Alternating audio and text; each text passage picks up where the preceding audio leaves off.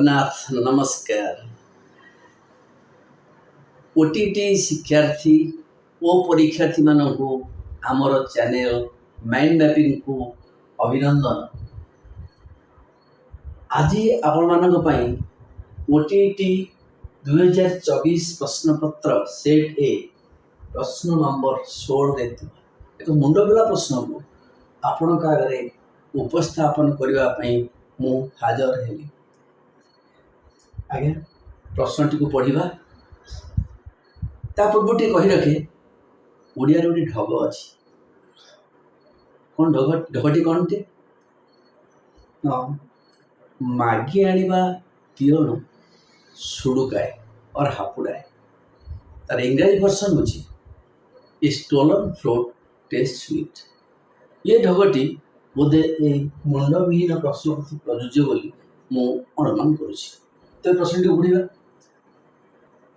निम्नत केउटी एक निरंतर underline this the keyword निरंतर परिमापन कीवर्ड नुहे इट इज नेगेटिव स्टेप। सो नुहे is negative step means all must be positive. The distractors or options or choices should be positive. तर choice को पढ़ा अभिप्रेरण शिक्षण विकास और वृद्धि। So let me read the English version. Which of the following is not negative step? Not a continuous. It is a सस्ता शब्द continuous assessment, motivation, learning, development, growth. ताला हमें सही प्रश्न नु जीवा जहाँ को मु ऑनलाइन कर सकी तक जाए प्रश्न रो कीवर्ड ये हूँ डायरेक्शनल वर्ड ता कौन से डिमांड करुच्ची से जना पड़ी थाए। निरंतर परिमापन नुहे परिमापन तार इंग्रेजी version assessment what we call assessment और measurement. Now it is called assessment. The measurement is a whole area, okay? But evaluation is the measurement plus judgment. But don't be confused that measurement is evaluation.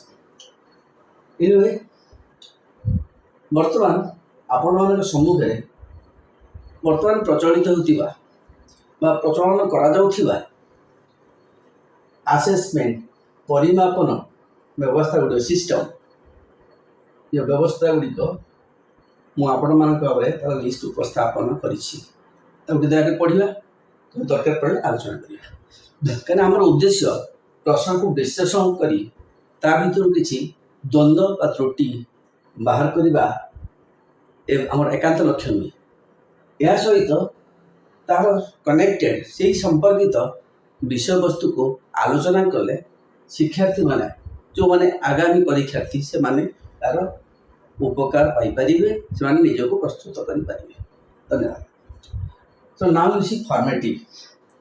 So formative assessment some people say formative evaluation okay formative assessment Odia गठनात्मक परीक्षा गठनात्मक परिमापन not परीक्षण परीक्षण is experimentation that is another issue.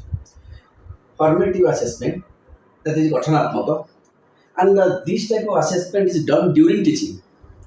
That is called teacher taught interaction, and even after the teaching the teacher tests the level of achievement that is called labdha gyana parikshana. So कौन गठनात्मक the construction of knowledge that you have understood that you have studied.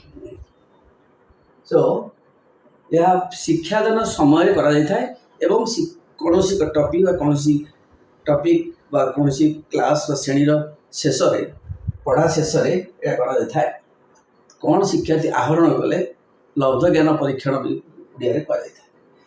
Summative the sum total achievement इटा गोटे हमर periodical test भी कह जाय पारे पर्यायक्रमिक परीक्षा और समाप्ति सूचक वर्षर शेष रे जो करा जाय थाए एनुअल टेस्ट और हाफ ईयरली टेस्ट और क्वार्टरली टेस्ट ताको मध्य कह जाय summative sum total achievement.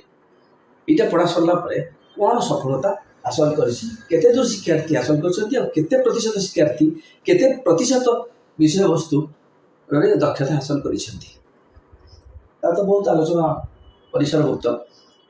Diagnostic are उद्देश्य है टू आइडेंटिफाई টিচিଂ ଲର୍ଣ୍ଣିଂ ୱିକନେସ୍। এটা হচ্ছে କ'ଣ ନା ଦୁର୍ବଳତା, ଶିକ୍ଷଣର ଦୁର୍ବଳତା, ଶିକ୍ଷାର୍ଥୀର ଦୁର୍ବଳତା, ଶିକ୍ଷାଦାନର ଦୁର୍ବଳତା, ଶିକ୍ଷକର ଦୁର୍ବଳତା, କିମ୍ବା ପାଠ୍ୟପୁସ୍ତକ ବା ତଥ୍ୟର ଦୁର୍ବଳତା, କିମ୍ବା ଶିକ୍ଷଣ ସାମଗ୍ରୀର ଦୁର୍ବଳତା। ତେଣୁ ତାକୁ ଚିହ୍ନଟ କରିବା ପାଇଁ ଏହି ପରୀକ୍ଷାଟି କରାଯାଏ, ଯାହାଫଳରେ ଶିକ୍ଷକ ନିଜକୁ ପରିମାର୍ଜିତ କରିପାରିବ ଏବଂ ତା ଲକ୍ଷ୍ୟସ୍ଥଳରେ ପହଞ୍ଚିବା ପାଇଁ ବା ଶିକ୍ଷାଦାନକୁ ଇଫେକ୍ଟିଭ୍ କରିବା ପାଇଁ ତାର ପନ୍ଥା ନିରୂପଣ କରିବ। ତେଣୁ ଏଇଟା ହେଉଛି ନିଦାନାତ୍ମକ, ଏ ଡାକ୍ତରମାନଙ୍କ କଥା। କ'ଣ ନିଦାନ? ତାର ଔଷଧ ଖୋଜିବ ଶିକ୍ଷକ, ସିନା ରୋଗ ଚିହ୍ନିଲେ ଖୋଜିବ। ତେଣୁ ରୋଗ ନିରୂପଣ ବ୍ୟବସ୍ଥା ସେ ରୋଗକୁ ଡାୟଗ୍ନାଇଜ୍ କରିବ କିଏ ନା teacher.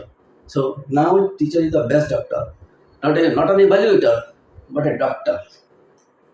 Now placement. Many students are confused with this term. ମୁଁ ମଧ୍ୟ ଶୁଣିଲି ଜଣେ ପରୀକ୍ଷାର୍ଥୀ କହିଲେ ନାଇଁ ମୁଁ ୟୁଟ୍ୟୁବ୍ ଦେଖିଛି, ଏଇଟା ହେଉଛି ଆଜ୍ଞା ଶୁଣନ୍ତୁ ଟିକେ। ପ୍ଲେସମେଣ୍ଟର ଓଡ଼ିଆ ହେଉଛି ବ୍ୟବସ୍ଥାନ ପରିମାପନ। ଏ ବ୍ୟବସ୍ଥାନ କ'ଣ ହେଉଛି? ଏଇଟା ହେଉଛି କ୍ୟାଟେଗୋରାଇଜେସନର ବର୍ଗୀକରଣ। ଯେ ଶିକ୍ଷକ ଗୋଟେ କ୍ଲାସ୍ର ପିଲାମାନଙ୍କୁ ମୁଖ୍ୟତଃ 3ଟି ଭାଗ ବିଭକ୍ତ କରିଥାଏ। ଗୋଟିଏ ହେଉଛି ଆଗ ଧାଡ଼ିର, ତାକୁ ଗିଫ୍ଟେଡ୍ ହାଇ ଆଚିଭର୍ସ, ଗୋଟେ ମିଡ଼ିଲ୍ ରେଞ୍ଜର, ତାପରେ ମିଡ଼ିଲ୍ ଆଚିଭର୍ସ ଏବଂ ସ୍ଲୋ ଲର୍ଣ୍ଣର୍ସ, ଯେଉଁମାନେ ଦୁର୍ବଳ ଶିକ୍ଷାର୍ଥୀ। ଦୁର୍ବଳ ମିନ୍ସ ମନ୍ଥରଗାମୀ ଶିକ୍ଷାର୍ଥୀ, ସେମାନଙ୍କର ଶିକ୍ଷଣ ଗତି ମନ୍ଥର। ତେଣୁ ଗିଫ୍ଟେଡ୍ ବା high achievers, middle achievers and low achievers ମୁଁ କ୍ୟାଟେଗୋରାଇଜ୍ କରିବା ପାଇଁ ଏ ପ୍ଲେସମେଣ୍ଟ ଟେଷ୍ଟଟି କରାଯାଇଥାଏ। କିନ୍ତୁ ବହୁତ ଲୋକଙ୍କ ଧାରଣା ଏଇଟା ବୋଧେ କମ୍ପିଟେଟିଭ୍ ରିକ୍ରୁଟମେଣ୍ଟ ଟେଷ୍ଟ ପାଇଁ କରାଯାଏ। ନାହିଁ, ରିକ୍ରୁଟମେଣ୍ଟ ଟେଷ୍ଟ ପାଇଁ ଯେଉଁ କରାଯାଏ ତା କଥା ଟିକେ ତଳକୁ ଅଛି କହିବି। ଫର୍ ଏକ୍ଜାମ୍ପଲ୍, ଆପଣମାନଙ୍କର ଯେଉଁ OTT ପରୀକ୍ଷା ଯାଉଛି ତାହା ପ୍ଲେସମେଣ୍ଟ ନୁହେଁ, ତାହା ମଧ୍ୟ ରିକ୍ରୁଟମେଣ୍ଟ ଟେଷ୍ଟ, ଗୋଟେ ଆବିଲିଟି ଟେଷ୍ଟ ବା ଗୋଟେ କ୍ରାଇଟେରିଆ ଡିଫରେଣ୍ଟ ଟେଷ୍ଟ ତଳକୁ ଅଛି ଆମେ କହିବା। ଆଚ୍ଛା, ଇଏ 4 ପ୍ରକାର ବ୍ୟବସ୍ଥାରେ ମୁଁ ଖୋଜି ପାଉନାହିଁ ଯେ ମୋର ଯେଉଁ କ'ଣ ଦରକାର, ଯେଉଁ ଚଏସ୍ ବା ଦିଆହେଇଛି ବିକଳ୍ପ, ଯେଉଁ ବିକଳ୍ପ ଉତ୍ତର ଗୋଟେ ଦିଆଯାଇଛି, ତ ମୁଁ କାହିଁ ଖୋଜି କୋଉଠି କାହିଁ ପାଉନାହିଁ। ଚଷମା ଲଗେଇ ପାଉନି, ଆପଣଙ୍କ ପାଇଁ କ'ଣ ଦେଖିବା। ନେକ୍ସଟ ଦେଖିବା ଆଉ ଗୋଟେ ପ୍ରକାର ଟେଷ୍ଟ ହେଉଛି ଆଚିଭମେଣ୍ଟ ଟେଷ୍ଟ ଏବଂ ଗୋଟେ ଆପ୍ଟିଚ୍ୟୁଡ୍ ଟେଷ୍ଟ। ଦେଖନ୍ତୁ ଆକୁ ଟିକେ ଆମେ ବ୍ୟାଖ୍ୟା କରିଦେଉଛି। ଆଚିଭମେଣ୍ଟ ଟେଷ୍ଟ ହେଉଛି ଗୋଟେ ସଫଳତା ପରିମାପ, ସାଫଲ୍ୟ ପରିମାପ ପରୀକ୍ଷା ବା ପରିମାପ। ଯେ ଆପଣଙ୍କର ଯେଉଁ ବୋର୍ଡ଼ ପରୀକ୍ଷା କରାଯାଉଛି ମ୍ୟାଟ୍ରିକ୍ ପାଇଁ ବା HSC ପାଇଁ, କାଉନସିଲ୍ କରୁଛି +2 ପାଇଁ କି ଆପଣଙ୍କର +3 ପାଇଁ କରୁଛନ୍ତି, ଗୋଟିଏ ସେମାନଙ୍କର ସେଇ ଲେବୁଲ୍ ପାଇଁ, ସେଇ ସ୍ତର ପାଇଁ ଆପଣଙ୍କର ସଫଳତା ପରିମାପ ପରୀକ୍ଷା କରାଯାଇଥାଏ ସାର୍ଟିଫିକେଟ୍ ପ୍ରଦାନ କରିବା ପାଇଁ, ଯାହା ଏହି ଦକ୍ଷତା ଏହି ଶ୍ରେଣୀ ନିମନ୍ତେ ବା ଏହି ସ୍ତର ନିମନ୍ତେ ଶିକ୍ଷାର୍ଥୀ ହାସଲ କରିପାରିଛନ୍ତି। Achievement test and it is otherwise called standardized test. And another is aptitude test. This is a very complicated term. ये aptitude test ଆପଣଙ୍କ କ୍ୟାଟେଗୋରିକି ଲକ୍ଷ୍ୟ କରୁଛି, ଆପଣଙ୍କ ପରୀକ୍ଷା ପାଇଁ। One actually aptitude test measure or intend to measure what one can accomplish in his future profession. ତେଣୁ ଆପଣ କେଉଁ ପ୍ରଫେସନରେ ଜଏନ୍ କରିବାକୁ ଚାହୁଁଛନ୍ତି? ଶିକ୍ଷକତା। ତା ପାଇଁ କେଉଁ ଦକ୍ଷତା ଦରକାର? ତେଣୁ ଆପଣଙ୍କର ଆପ୍ଟିଚ୍ୟୁଡ୍, ଆପଣଙ୍କର ଆର ଓଡ଼ିଆ ହେଉଛି ପ୍ରବଣତା ବା ପ୍ରବୀଣତା ପରିମାପ ପରୀକ୍ଷା। ତେଣୁ ଆପଣଙ୍କର ସେଇ ଦକ୍ଷତାରେ ପ୍ରବୀଣତା ଅଛି କି, ତାକୁ କେତେ ଦୂର ଅଛି, ତାକୁ ପରିମାପ କରିବା ପାଇଁ ଏ ଆପ୍ଟିଚ୍ୟୁଡ୍ ଟେଷ୍ଟ କରାଯାଉଛି। ବିଭିନ୍ନ କମ୍ପିଟେଟିଭ୍ ଟେଷ୍ଟରେ, ବ୍ୟାଙ୍କିଂ ଟେଷ୍ଟରେ ବ୍ୟାଙ୍କିଂ ଆପ୍ଟିଚ୍ୟୁଡ୍ କରାଯାଉଛି, ରିଜନିଂ ଆପ୍ଟିଚ୍ୟୁଡ୍ କରାଯାଉଛି, ପାଇଲଟମାନଙ୍କ ଆପ୍ଟିଚ୍ୟୁଡ୍ ଟେଷ୍ଟ କରାଯାଉଛି ଏବଂ ସାଇଣ୍ଟିଷ୍ଟମାନଙ୍କ ଆପ୍ଟିଚ୍ୟୁଡ୍ ଟେଷ୍ଟ କରାଯାଉଛି। ତାକୁ ହେଉଛି TAT ଥେମାଟିକ୍ ପରସେପସନ୍ ଟେଷ୍ଟ ବି କରାଯାଉଛି। ତେଣୁ କେଉଁ ଲେବୁଲ୍ ପାଇଁ ବା କେଉଁ ଦକ୍ଷତା ପାଇଁ, କେଉଁ ପ୍ରଫେସନ୍ ପାଇଁ, ଯେଉଁ ବୃତ୍ତି ପାଇଁ ଯେଉଁ ଦକ୍ଷତା ଆବଶ୍ୟକ, ସେ ଦକ୍ଷତା ଆପଣଙ୍କ ପାଖରେ କେତେ ଦୂର ଅଛି ଆଉ କେତେ ଦୂର ଆପଣ ଆହରଣ କରିପାରିବେ, ଆଧାର ଆକଳନ କରାଯାଇଥାଏ। କମ୍ ଟୁ ନେକ୍ସଟ, ଏ 2ଟି କ୍ୟାଟେଗୋରିରେ ଆପଣଙ୍କର ଯେ OTT ଟେଷ୍ଟ ବା Odisha teacher eligibility test comes under this aptitude test. Then norm reference test. Because short require NRT and another is criterion reference test. Norm is ସାଧାରଣ ମାନସୂଚକ ପରୀକ୍ଷା ପରିମାପ and ନିର୍ଦ୍ଦିଷ୍ଟ ସୂଚକାଙ୍କ ପରିମାପ। ये नॉर्म हो गोटे स्टैंडर्ड ये norm reference test is called achievement test आप गोटे स्टैंडर्ड नॉर्म करा जाए ये माने नॉर्म माने भल पिला माने लो अचीवर मिडिल अचीवर समस्त हाराहारी स्टैंडर्ड को लक्ष्य करा जाए ये प्रश्न पत्र प्रस्तुत करा जाए एवं से प्रश्न पत्र से अनुसार स्टैंडर्डाइज करा जाए जहाँफल सबू श्रेणी पिला उपयोगी हो ताको नॉर्म रेफरेंस टेस्ट करा जाए। गोटे छोटे उदाहरण देवी गोटे 12 वर्ष पिला गोटे माने तो गोटे पैंट तैयार कर जाको आम आपाराल इंडस्ट्री अच्छी तेणु से कौन गोटी गोटी कर माप नौ तेणु 12 वर्षर गोटे एवरेज नॉर्म अच्छी तार वेस्ट केते हाइट केते ओके तार लेंथ केते ये जो एवरेज नॉर्म को नहीं से 12 वर्ष पिला टी शर्ट हो फुल शर्ट हो ट्राउजर हो बन जाने तेणु यहाँ हूँ गोटे नॉर्मल स्टैंडर्ड एवरेज स्टैंडर्ड कि criterion reference test is need for this aptitude test यही क्राइटेरिया हासिल कले आप परीक्षा कृतकार्य हे जहाँफल आप जो वृत्ति ये परीक्षा दौरान ताकू सफल रूपायन करेंगे तेणु criterion reference test aptitude test and norm reference test achievement test सफलता परिमाप सफलता साफल्य परिमाप परीक्षा प्रवणता परिमाप परीक्षा अच्छा मुझे आपंक आगे टाइप्स ऑफ असेसमेंट आउ गोटे 4टा उदाहरण देली से खोजुची मो ऑप्शन कहीं ना अच्छा आउ किसी दबा आउ किसी असेसमेंट सिस्टम वर्तमान जहाँ प्रचलन करा जाउछि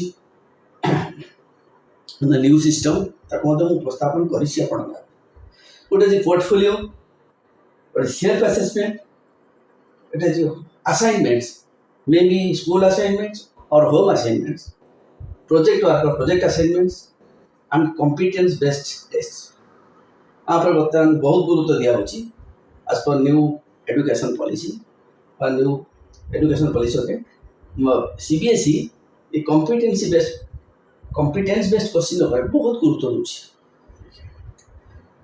पोर्टफोलियो ये पिला मानकर ना गोटे interest collection of some printings some past things some happenings some मन कहते साइंटिस्ट मानकर लाइफ हिस्ट्री कलेक्शन कौन से गोटे उद्भावन तार पर्यायक्रमिक फोटोचित्र वर्णना संग्रह करी से डिस्प्ले कले ताद्वारा आग्रह बढ़िबो से collection of primitive materials collection of sample collection of materials and its preservation and its display so that is one type of assessment and self assessment is very very important means निजे निजको चिन्हिबा निजे निजको बुझिबा निजे निजको जानिबा self assessment you take the time bring the previous question paper do it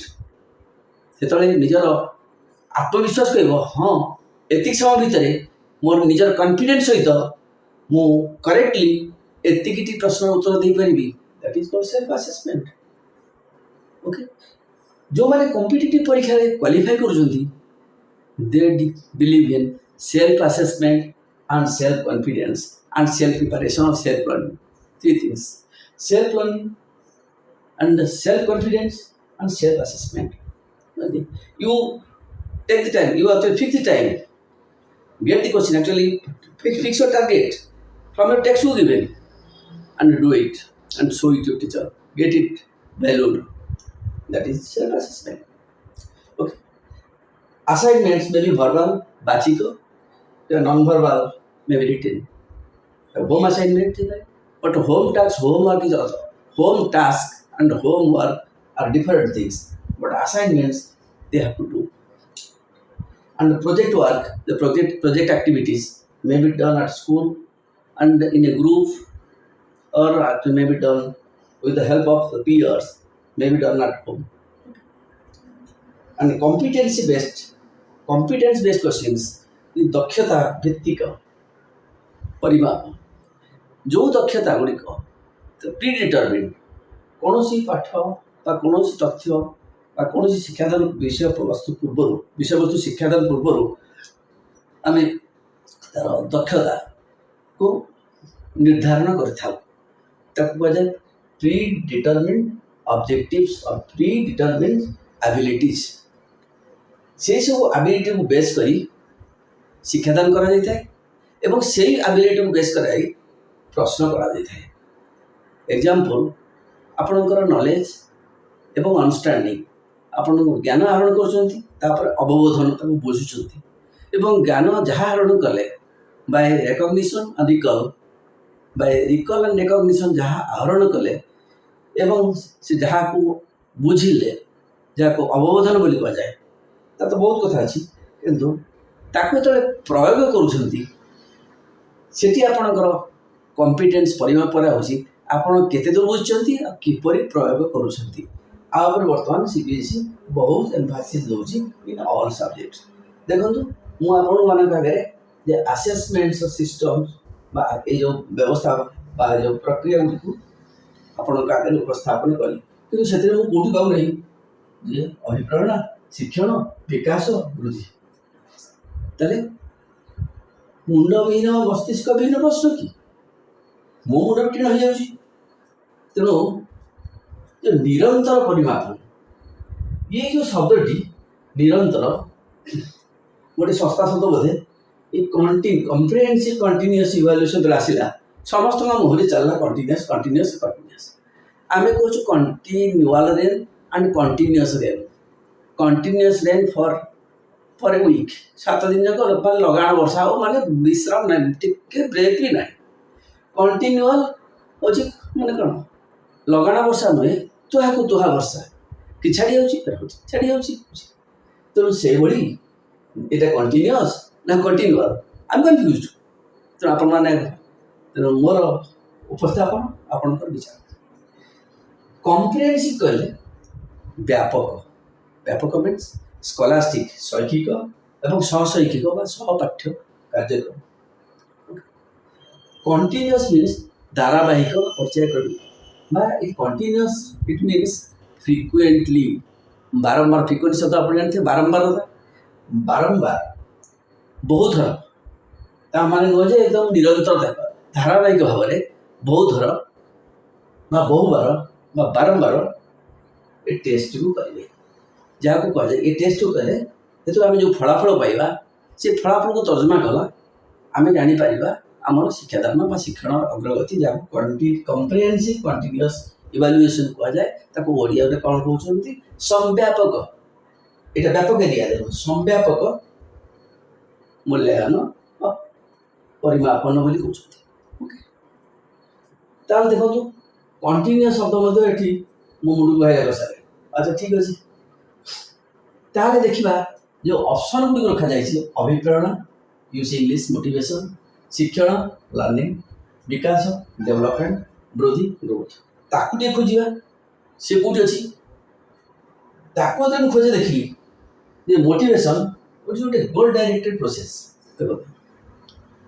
when the goal is fixed you are motivated and you are energized आपण ठारे शक्ति संचार हुए पुनर्बलन बल कौटू माड़ी आसे आग्रह संचार हुए उद्दीपित होती आग्रही होती कार्य कर चलती कहीं लक्ष्य स्थल पहुँचापी दिस इज द एग्जांपल आपण आगे थी आपण ओटीटी क्वालिफाई कले पास करगले आपणकर शिक्षक चाकरीटा मजबूत हो स्टाम्प बाजी तेणु यहाँ जब आप लक्ष्य तेणु आप कले बड़े कौशल लगे you are motivated to reach the goal okay तेणु ये जो कह नीड सैटिस्फैक्शन तेणु ह्यूमन नीड्स आर अनलिमिटेड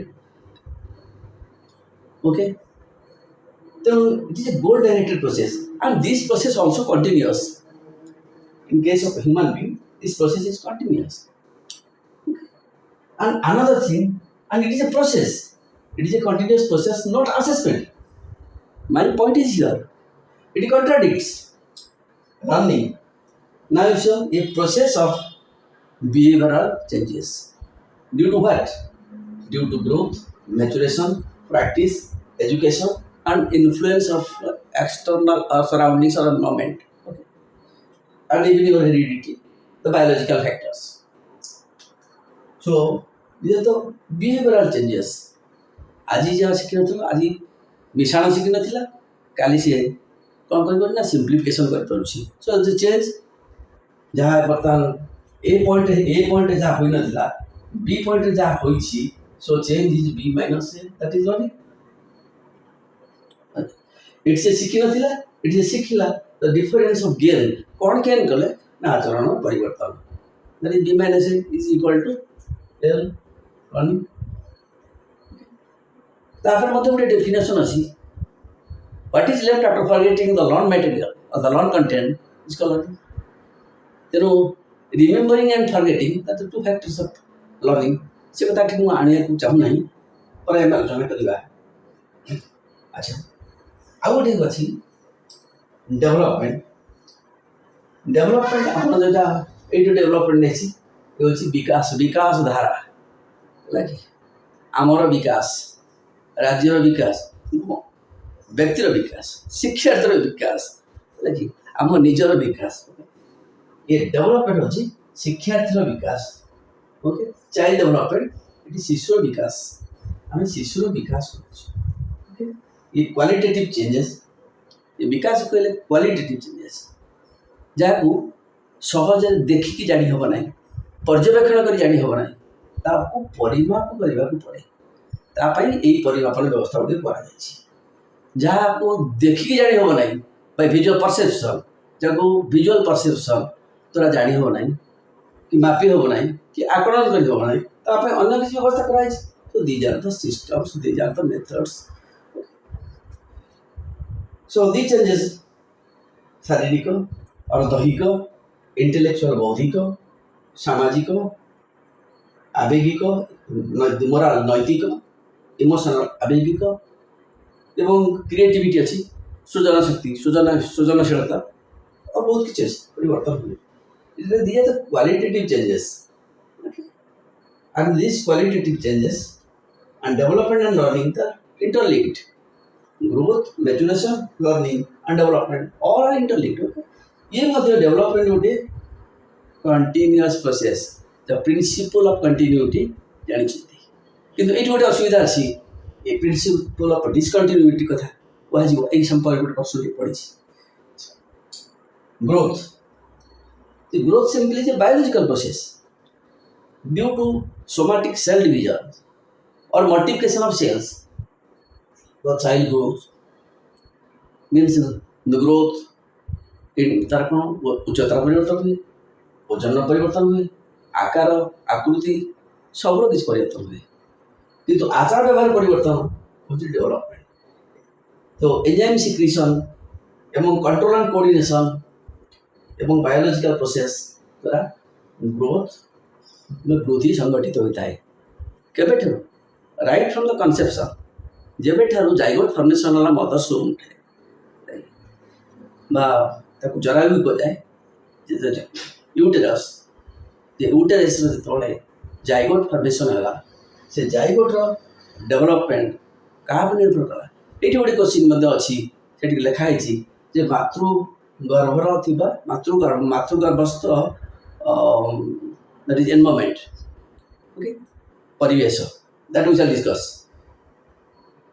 सो जो जाइगोट थी सीधा न्यूट्रिशन क्या द्वारा माँ रक्त प्लासेंटा द्वारा मुझे डिस्कसन करी समय नहीं जे न्यूट्रिशन पाए एवं totally influence by the mother okay and the growth of the zygote depends upon the mother's health mother's hygiene mother's food mother's diet and mother's element mother's disease etcetera.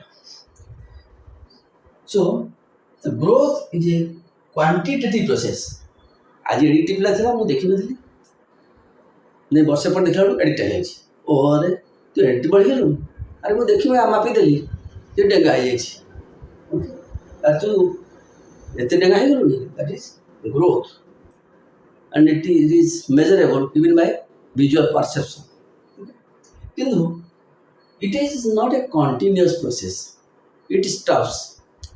आउ तार growth हुएनि को अवस्था परिणत अवस्था पंथर परिणत अवस्था आउ आउ मोर बढ़िया अच्छी at this age. Okay, तेणु it continues up to a certain stage that you have already learned. That's the परिणत adulthood. परिणत बयस पर्यंत ताहले एठी मते हम देखुची motivation learning development growth these are processes and these are also systems ये हो जो व्यवस्था ये मते गोटे देखा प्रक्रिया ताले मु तो कोठी पाउ नै ये परिमापन भितरे रहिची ए गुडी एवं एगुड़ी गोटे हूँ प्रक्रिया ताले कौन आज आर उत्तर तो कौटी मिलूना ताले कौन करेंगे तेणु जो प्रश्नकर्ता से प्रश्न कर उद्देश्य केउटी एक निरंतन परिमापन निरंतन प्रक्रिया नुहे केउटी एक निरंतन प्रक्रिया नुहे यही उद्देश्य प्रश्न कर जदि से परिमापन को रखा चाहिए मागिणा तीण तो ये रही कथा मागिणा तीण हपड़ा छोटा ताको तले ये परिमापन को रखा चाहिए निरंतर परिमापन नुहे यदि करें निम्नत केउटी एक कहीं दरकार निरंतर परिमापन प्रक्रिया सहित संपर्कित नुहे कहीं ये सबुड़ी होती निरंतर प्रक्रिया discontinuous it is not continuous केउटी निरंतर प्रक्रिया सहित संपर्कित नुहे केउटी केउ प्रक्रियाटी निरंतर भाव परिमाप करा जाय परिबो ना एको जेहेतु गोटे continuous process it can be assessed continuously it can be assessed continuously it can be assessed continuously but it is not a continuous process किंतु तांकर उद्देश्य रहिछि यह केउटी निरंतर प्रक्रिया नुहे किंबा करि परिथान निरंतर परिमापन प्रक्रिया सह संपृक्त व संपर्कित नुहे is not associated with continuous assessment एभली आपण देखंतु प्रश्नर गोटे डायरेक्शन वर्ड जदि एपट सेपट हो जाए ताहले आपण या को कह जाए misleading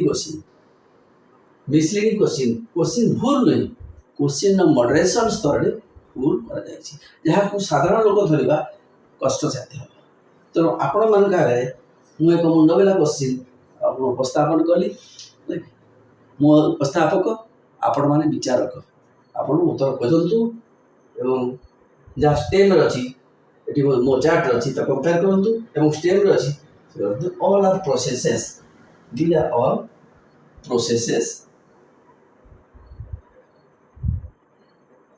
okay now see today we discussed जहाँ आज आम विचार कले आज गोटे प्रश्न तो लक्ष्य रखी तीनोटी और भल भल टीण प्रश्न मुंड टीण कर दो उपस्थापन करी किंतु समय स्वल्पता एवं ये डिस्प्ले बोर्ड ये माण मारी बसला एत स्थान मारी बस गोटे प्रश्न आलोचना मत समय नौ तेणु गोटिक पर गोटे आलोचना करवा मु काली 12टी कही 12टी नुहे 14टी प्रश्न ये त्रुटि रही त्रुटि अर्थात द्वंद्व रही संपूर्ण त्रुटि कही पारे द्वंद्व रही तेणु ये द्वंद्व मुंडविहीन प्रश्न को आम आलोचना करवा एवं आलोचना करने सहित आम विषय आलोचना परिसरभुक्त हो आशा करे आपण मैंने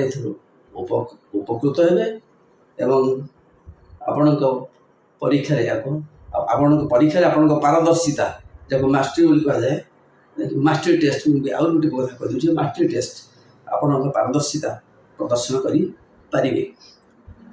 तेणु आपण मान अनुरोध जदि आप चाहते आमर चैनल को mind mapping that @ AM MP2024. It is our handle. You can get all information from this channel. And specifically এই ଚ୍ୟାନେଲରେ କେବଳ CBSE ର ସବୁ ଶ୍ରେଣୀ ପାଇଁ ଯେ ଟିଚିଂ ଇଂରାଜୀ ମାଧ୍ୟମରେ କରୁଥିଲି, ନିଜେ କରୁଥିଲି ପିଲାମାନଙ୍କର ଉପକାର ପାଇଁ, ଏବଂ ପିଲାମାନେ ବହୁତ ପ୍ରଶ୍ନ ପଚାରୁଥିଲେ ଏବଂ ପଚାରିଛନ୍ତି ମଧ୍ୟ, ମଝିରେ ମଝିରେ କରିବାକୁ ପଡ଼ିବ, ପଚାରିଛନ୍ତି ମଧ୍ୟ। ତେଣୁ ଏଗୁଡ଼ିକ ଉପସ୍ଥାପନ କରୁଥିଲି। ତେଣୁ ଆପଣମାନଙ୍କୁ ଅନୁରୋଧ କଲେ ଯେ OTTକୁ ଆଲୋଚନା ପରିସରଭୁକ୍ତ କରିଛି। ଯଦି ଆପଣ ଉପକାର ପାଉଛନ୍ତି ତାହେଲେ ମୋତେ କମେଣ୍ଟ ଜଣାନ୍ତୁ। ଆପଣଙ୍କ ଫିଡ଼ବ୍ୟାକ୍ ମୋ ପାଇଁ ବହୁତ କିଛି। ଆପଣଙ୍କ ଫିଡ଼ବ୍ୟାକ୍ରେ I stand and we shall improve our system. ଆଉ ଆପଣ ସେୟାର କରନ୍ତୁ ଆପଣ ଭିତରେ ଏବଂ ଚ୍ୟାନେଲକୁ ସବସ୍କ୍ରାଇବ୍ କରନ୍ତୁ ଯଦି ଆପଣ ଇଚ୍ଛା କରୁଛନ୍ତି, ଯଦି ଆପଣ ଉପକୃତ ହେବାର ଆଶା ରଖିଛନ୍ତି। So I find some actually terms to be expressed in Odia, okay. କିନ୍ତୁ ଏଠି ମୁଁ କହି ରଖେ, ମୋର ମଧ୍ୟ ଗୋଟେ ନିଜର ପୁସ୍ତକ ଯିଏକି 1983 ମସିହାରେ ପ୍ରକାଶ ପାଇଥିଲା, ଯାହାକି ବଜାରରେ ମଧ୍ୟ ଉପଲବ୍ଧ ନାହିଁ। ମୋର ମଧ୍ୟ ଗୋଟେ ଚାଇଲ୍ଡ ଡେଭଲପମେଣ୍ଟ ଆଣ୍ଡ ପେଡାଗୋଜି ଉପରେ ନିଜର ପୁସ୍ତକ ମଧ୍ୟ ପବ୍ଲିଶ କରିଥିଲି, ଓକେ। ଅବଶ୍ୟ ସେ ପୁସ୍ତକ ଉପଲବ୍ଧ ନାହିଁ। ଧନ୍ୟବାଦ। Stay tuned to watch our next video. ସେଥିରେ ଆମେ ଗୋଟିଏ କିମ୍ବା ଦୁଇଟି ବହୁତ ମୁଣ୍ଡବୁଲା କୋଶ୍ଚିନ୍ ନେଇକି ଆପଣ ଆଗରେ ହାଜର ହେବୁ ଏବଂ ଆପଣଙ୍କ ଆଗରେ ଉପସ୍ଥାପନ କରିବୁ ପ୍ରଶ୍ନର ଦିଗ ଏବଂ ବାଗ। ଆପଣ ହେଲେ ବିଚାରକ, ଆମେ ହେଲୁ ଉପସ୍ଥାପକ। ଧନ୍ୟବାଦ। ଜୟ ଜଗନ୍ନାଥ। ଜୟ ଜଗନ୍ନାଥ।